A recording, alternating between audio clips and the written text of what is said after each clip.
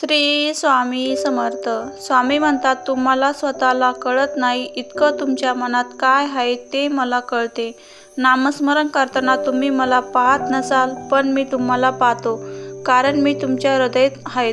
श्री स्वामी समर्थ.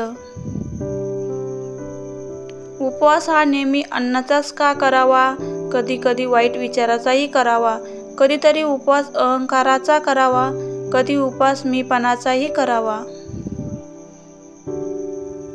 संसार म्हटलं की आपल्याला हवं असतं सर्व काही चालत नाही. कधी पत्नीने पत्नीसाठी तर पत्नीने पतीसाठी त्याग करणं गरजेचं असते. यामधून केवळ आत्मानंद अथवा आनंद प्राप्त होतो. म्हणूनच त्याग करा, आत्मानंद मिळेल.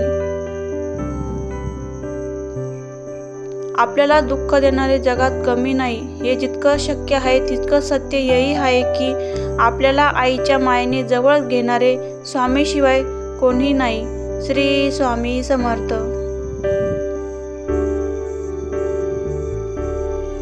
अहंकार आणि गैरसमजमुळे माणूस महत्त्वाच्या गोष्टीपासून दूर राहतो.